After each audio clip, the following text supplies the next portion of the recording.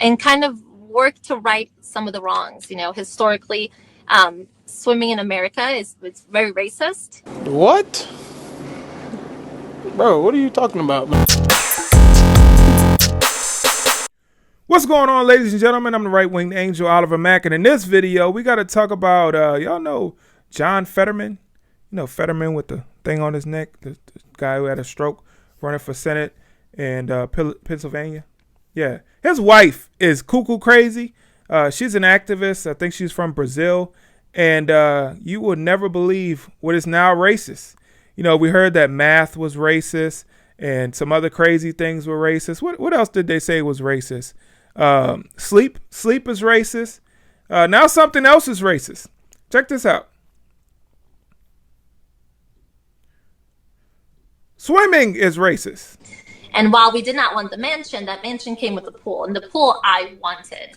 And the dream was to open this pool and make it a public pool, turn it into the people's pool, and ensure that young people across Pennsylvania could learn how to swim and learn water safety, and kind of work to right some of the wrongs. Historically, swimming in America is it's very racist, and usually when you look at drowning statistics, it usually affects children of color because of lack of access. So we were able to open, and while we did not want the mansion. Okay. Swimming is racist, ladies and gentlemen. Now, you know, I've heard a lot of crazy things being racist, but I don't know. I guess math was one.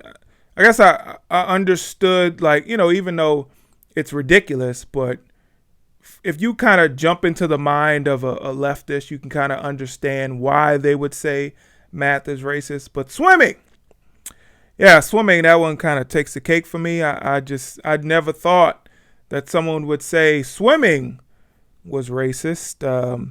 You know, the act of getting in a body of water and, you know, splashing around and swimming. I didn't think swimming could be racist, but I stand corrected. You know, there's a lot of things that in my 40 years of life that I just never knew. I'm learning something new every day, and I didn't know swimming was racist. I mean, I can't swim, but that's not because I'm black. That's because my parents didn't put us in swimming lessons. Now, my older brother, he can swim, and a lot of my older cousins, they can swim. They're black too. But it was just that they never put us in swimming lessons. Now, that was a choice that my mom and dad made to not teach us how to swim. They didn't know how to swim, so I guess they didn't feel it was important for me to learn how to swim. But it wasn't because I was black. It's because they just didn't teach us how to swim. Anybody can learn how to swim if they want to swim. There's many opportunities out there for black people to learn how to swim. Like there's the YMCA, there's other programs that black people can get involved in. I'm sure there are a lot of inner city programs that teach kids how to swim, but it's all about the parents.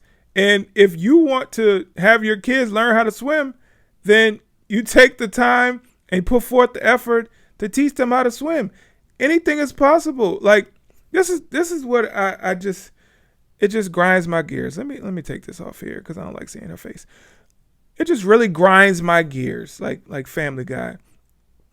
When you talk about these things that are racist, when in actuality, it's just called poor parenting. Now, I love my parents, but I would say that they made a huge mistake by not teaching me and my sister how to swim. And I decided once I became a parent that I was going to make sure that my kid learned how to swim when he was young. So I put him in swimming lessons. Now, that was a choice that I made as a parent. Was he denied access to learn how to swim because he's a black kid? No. He was enrolled in the school and had no problems. So I just don't understand this concept that swimming is racist. How does swimming discriminate against anybody? It's all about choices as a parent. Like we take the responsibility of parenting out of these parents' hands, and then we say something is just racist. Your kids don't know how to swim because they're black. No, they don't know how to swim because their parents didn't put forth the effort to put them in swimming lessons. That's it. It has nothing to do with their skin color. There's a bunch of white kids out there that don't know how to swim, but there's probably a lot of white kids that do, because white kids' parents prioritize them learning how to swim. It's a necessity out there. If anybody falls into a body of water, they don't know how to swim, they could drown. Now, if you know how to swim, you'll survive. I mean, I had a situation when I was in college. Two of my friends, they pushed me in a deep end of a pool. I didn't know how to swim. I could have died that day. Like I think about that sometimes. Like I could have been gone off this earth, but somehow, some way, I made it to the top of the water, and they were able to pull me out. But if I had died that day, I can't imagine. My parents probably would have felt really, really guilty that they didn't put forth the effort to teach me how to swim when I was a kid. So that's what you got to think about, and that's on the parents. It's completely 100% on the parents. We see a lot of situations where we talk about, like, for instance, when we talk about the whole thing about what the left says about math, that math is racist because black kids don't score well in math. It has nothing to do with racism. It has everything to do with parents not helping their kids succeed in school. If they say that reading, with the reading level with black kids is lower than white kids, is it because reading is racist? No, it's because black parents are not putting forth the effort to help their children to excel in reading. Now, I did a horrible job at reading when I was a kid. I struggled. Like, it was my worst subject. I struggled. I couldn't spell. I still can't spell. But anyway, I was horrible at reading. And my parents knew that, and they never really put forth the effort to help me along with reading. I just got by in school. Now, when I got to be a parent, I decided, okay, I know reading is very, very important to his development, so I'm going to make sure that my child excels in reading. So from the time he was 6 months old, me and my wife, we have read stories to him since then. Like, every single night he goes to bed, 7 days a week, we read to him every single night. So he'll get a better grasp of the English language and learn different words and learn how to read better. And now we just had a parent-teacher conference with his teacher, and she's saying he's a grade ahead in his reading. Now, that comes from the effort that my wife and I put forth in making sure that he could read better. And has nothing, and there was nothing that his race could do to hold him back in terms of his reading, because of the effort that my wife and I put in to help him read. So that's what it's all about. It has nothing to do with racism or anything like that. It's about parenting. A lot of the problems that we see in this world today come from poor parenting. A lot of these psychos that you see doing horrible things in this country, they came from a poor family environment. Poor parenting. When you look at these documentaries of these serial killers, a lot of them came from horrible family situations.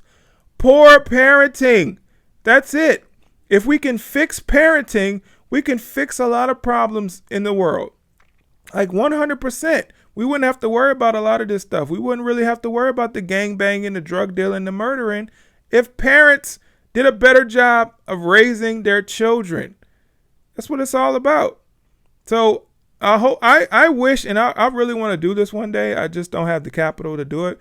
But I would love to put together some kind of program that helps parents and teaches parents how to be parents. Because, I mean, that happens a lot. Like, we see, parents, a lot of people, they get into situations where they have kids and it's kind of unexpected and nobody's prepared for that. But if you could have, and then when you have children or teenagers that end up getting pregnant and have children, and then once they get to be teenagers, they end up getting pregnant. Those teenagers have no guidance of how to raise children, because the teenagers who just had a child, they weren't raised properly. So it's like a vicious cycle of children and poor parents raising kids that end up being poor parents themselves.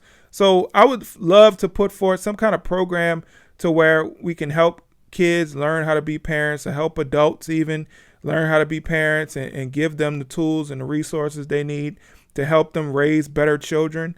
So I think that's where we're lacking, like 100%.